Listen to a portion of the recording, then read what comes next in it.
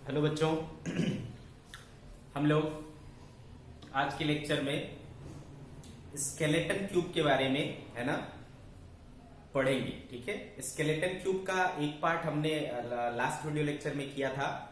उसमें हमने longest diagonal के about equivalent capacitance find out करना सीखा था।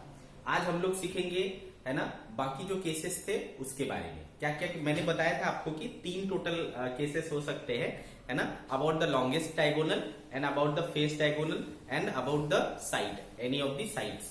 ठीक है, तो चलो आज हम लोग करते हैं स्केलेटन क्यूब का, स्केलेटन क्यूब ऑफ कैपेसिटर का सेकेंड केस कर रहे हैं, केस 2। इसमें हम लोग क्या करेंगे, equivalent capacitance, equivalent capacitance across face diagonal, face diagonal. ठीक है, ये चीज फाइंड आउट करने की कोशिश करेंगे। चलो देखते हैं। सबसे पहले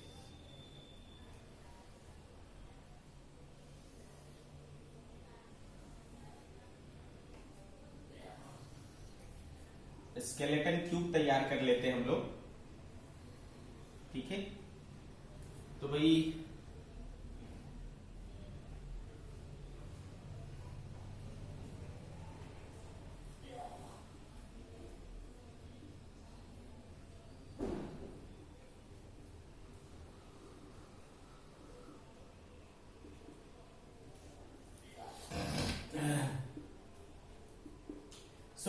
ये हमारा स्केलेटन ट्यूब तैयार हो गया बच्चों। नेमिंग कर लेते हैं हम लोग।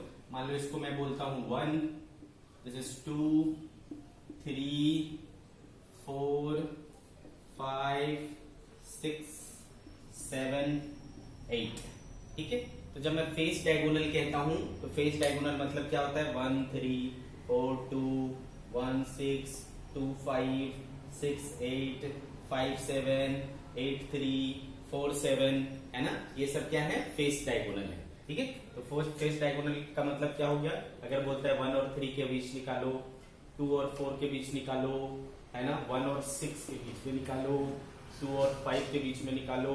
ठीक है, 3 और 6 के बीच में निकालो, 2 और 7 के बीच में निकालो, 6 और 8 के बीच में निकालो, 5 7 के बीच में निकालो। ठीक है, इस तरीके से अंडरस्टूड। 3 8 के बीच में, 4 7 के बीच में। ठीक है, इस तरीके से। ठीक है, तो ये सब जो है क्या है, फेस डायगोनल है ये सारे। क्लियर, इनमें से कोई भी आपको बोले तो सब में क्या आएगा बच्चों, सेम ही आएगा। तो हम क्या करेंगे, किसी भी एक को पढ़ लेंगे तो ऐसा कुछ दूसरा केस आएगा तो आपको ऑटोमेटिकली समझ जाना है कि हमको क्या आएगा, ये वैल्यू आएगा। ठीक है चलो तो स्टार्ट करते हैं बच्चों। इसको करना कैसे है, तो मैं पकड़ लेता हूं कौन सा, 1 और 3 है ना, फेस डायगोनल 1 और 3। इसको पकड़ लेता हूं, इसके क्रॉस निकालने की कोशिश करते हैं। ठीक है, तो हमें क्या निकालना है, सी बिटवीन 1 और 3। तो कैसे करेंगे बच्चों, आप क्या करो, ये ऊपर के पार्ट को देखो, ये जो ऊपर वाला सरफेस है उसको देखो। हमको कहां निकालना है, 1 और 3 के बीच में निकालना है। ठीक है, तो चलो मैं पहले 1 बनाता हूं और हमको निकालना है किसके बीच में, 3 के बीच में। 1 और 3 के बीच में निकालना है, तो ये सबसे पहले मैंने ड्रॉ कर लिया। अब देखो 1 से 4 है ना, ये वाला जुड़ा हुआ है, तो 1 से 4 है ना बच्चों, मैंने ये जोड़ लिया। फिर 1 से 2 है ना, 1 से 2 ये वाला जुड़ा है, आ रही बात समझ में। फिर 4 से 3 जुड़ा हुआ है, 4 से 3 जुड़ा हुआ है, और फिर 2 से 3 जुड़ा हुआ है। दिख रहा है आपको, 4 से 3 और 2 से 3, इस तरीके से। सिमिलरली ये जो नीचे वाला है, नीचे वाला जैसा ये अपर सरफेस है, स्क्वायर है, वैसा ही एक नीचे भी स्क्वायर है। वहां पर 5 और 7 के बीच में भी ऐसा ही कुछ होगा। ठीक है, 5 से 8 के बीच में जुड़ा हुआ है, 8 और 6 6, तो 5 से 8 में एक कैपेसिटर हमने जोड़ लिया, देखो 5 से 8 ये वाला, फिर 5 से 6 ये वाला, ठीक है, तो 5 से 6, ठीक है, ये वाला जोड़ लिया। फिर देखो 6 से 7, 6 से 7 ये वाला, और 8 से 7, 8 से 7 ये वाला। ऐसा करने से मुझे एक चीज समझ में आ रहा है कि 1 से अगर 4 पहुंचना है तो भी एक कैपेसिटर पार करना पड़ेगा, 1 से 2 पहुंचना है तो भी एक कैपेसिटर पार करना पड़ेगा। और ये ब्रांच और ये ब्रांच क्या है, देखो सेम है। तो इसका मतलब क्या है कि अगर यहाँ का पोटेंशियल V है तो यहाँ का क्या होगा, V minus Q by C. Similarly यहाँ का V है तो यहाँ का क्या होगा, V माइनस क्यू बाई सी, जैसा हमने पिछले लेक्चर में किया था। तो इसका मतलब 4 और 2 क्या है, सेम पोटेंशियल पर है।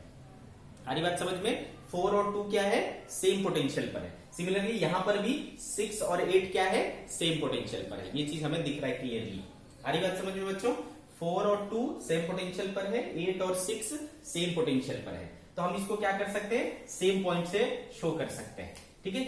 इन दोनों को एक ही पॉइंट मान सकते हैं, मान सकते हैं, क्लियर है। इसी तरीके से इनको क्या मान सकते हैं, एक ही पॉइंट मान सकते हैं। ओके, तो इसको मैं रिकंस्ट्रक्ट करता हूं, ठीक है, इसको रिकंस्ट्रक्ट करते हैं।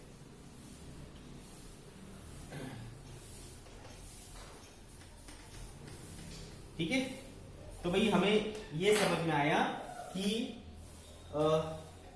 कौन सा था, 1 और 2 और 4 है ना। 2 और 4 क्या था, सेम पोटेंशियल पर था। सिमिलरली 6 और 8 क्या था, सेम पोटेंशियल पर था, ठीक है, ऐसा हो गया। अब देखो 1 से 2 के बीच में है ना, 1 से 2 के बीच में एक कैपेसिटर है बच्चों।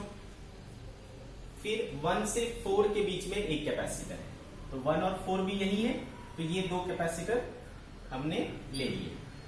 फिर देखो 4 से 3 के बीच में, 4 कहां है, यहां, 3 कहां है, यहां, एक कैपेसिटर ले लिया, ये वाला हो गया।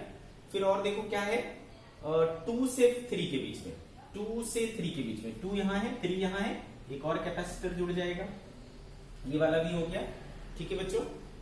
इसी तरीके से नीचे देखो 5 से 6 के बीच में ये वाला, तो 5 से 6 के बीच में ये वाला ले लिया हमने।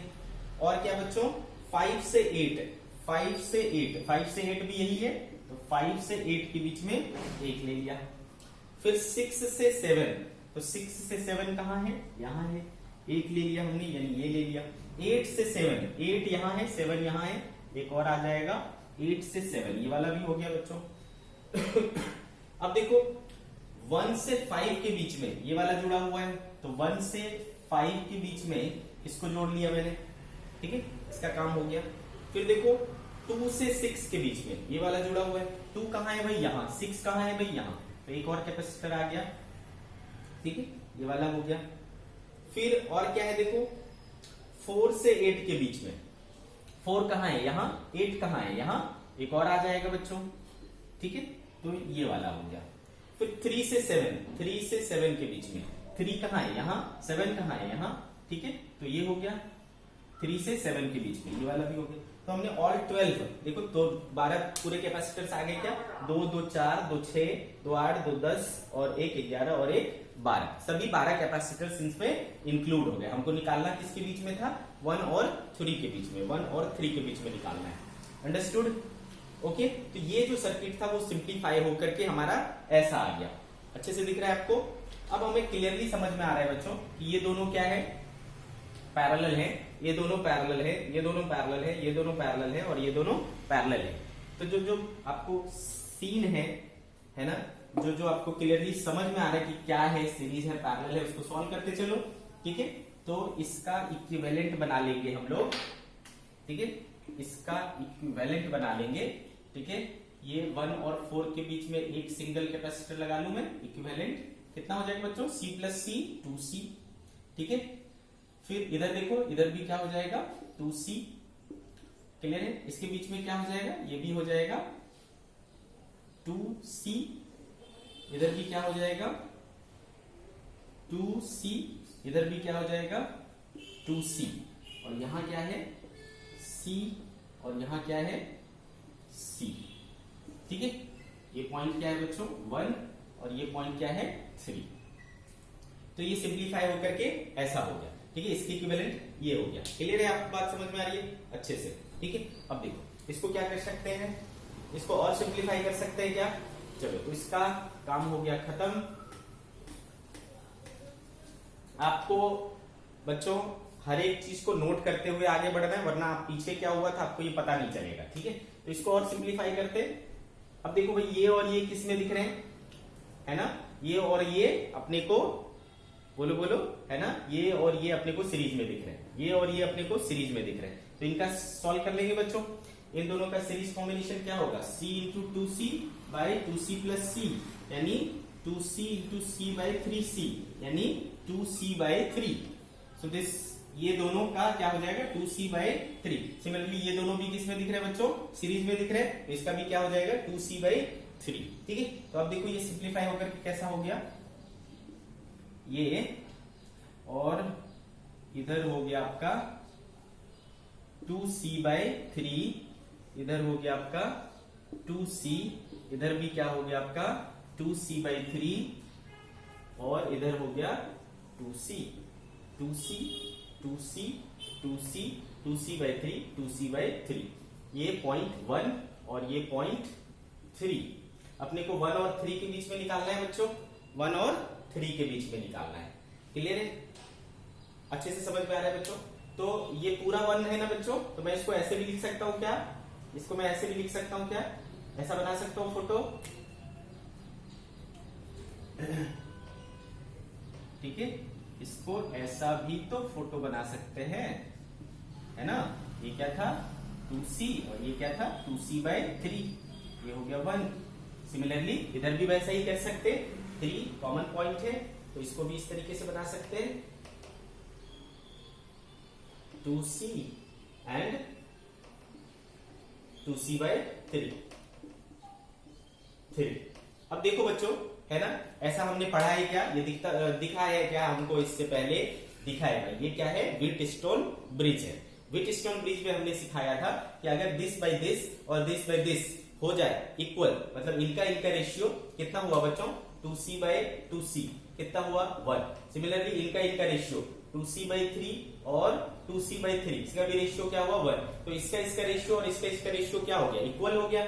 तो ऐसे व्हीटस्टोन ब्रिज को क्या कहते हैं, बैलेंस्ड ब्रिज कहते हैं। और जब ब्रिज बैलेंस होता है तो आपको पता है ये वाला ब्रांच क्या हो जाता है, हट जाता है, ठीक है बच्चों। तो ये वाले ब्रांच को अपन क्या कर लेंगे, हटा लेंगे, ठीक है। तो ये ब्रांच हट जाएगा, ये ब्रांच हट जाने पर आपको देखो क्या हो जाता है, ठीक है बच्चों, 2c और 2c किस में आ गया, 2c और 2c किस में आ गया, सीरीज में आ गया। तो क्या बन जाएगा बच्चों, c बन जाएगा इसका, ठीक है। 2c और 2c का सीरीज सॉल्व करोगे, है ना, आधी हो जाती है तो c हो जाएगा। सिमिलरली इसको सॉल्व करोगे तो क्या बन जाएगा 2c बाई 3, 2c बाई 3 का आधा करोगे तो क्या हो जाएगा बच्चों c बाई 3, ये 1 और ये 3, ठीक है बच्चों। दोनों किस में है, पैरेलल में है, तो क्या हो जाएगा इक्विवेलेंट, है ना, पैरेलल में दोनों ऐड हो जाता है तो क्या हो जाएगा c प्लस c बाई 3, यानी 4c बाई 3 बिटवीन 1 एंड 3। तो किसी भी डायगोनल के अक्रॉस बच्चों क्या आएगा 4c by 3। Understood? This is the equivalent capacitance between any face diagonally opposite points, ठीक है। तो ऐसे किसी पॉइंट्स के अक्रॉस जो कि फेस डायगोनल पर है, उसके अक्रॉस अगर कैपेसिटेंस पूछता है तो आपका आंसर क्या होगा बच्चों 4c बाई 3, है ना। आप नहीं करना चाहो तो मत करो, है ना, आप इसको डायरेक्टली याद रख सकते हो, क्या होगा 4c बाई 3 होगा, ठीक है। हर बार करने की जरूरत नहीं है, करो तो अच्छी बात है, एक आध बार प्रैक्टिस के लिए जरूर करो, है ना, ताकि आपको अच्छे से फील हो कि आखिर ये आया कैसे, ठीक है। लेकिन आप याद रख सकते हो ताकि आप सट से आंसर टिक कर सकते हो जैसे ही क्वेश्चन आपको दिखे, ठीक है। तो आपको अच्छे से समझना पड़ेगा, अच्छे से पहचानना पड़ेगा कि किसके अबाउट पूछा है। लॉन्गेस्ट डायगोनल पूछा है, फेस डायगोनल पूछा है। लॉन्गेस्ट डायगोनल में आपने देखा 6c बाई 5 आया था और फेस डायगोनल पर क्या आ रहा है 4c बाई 3 आ रहा है। क्लियर है? ओके।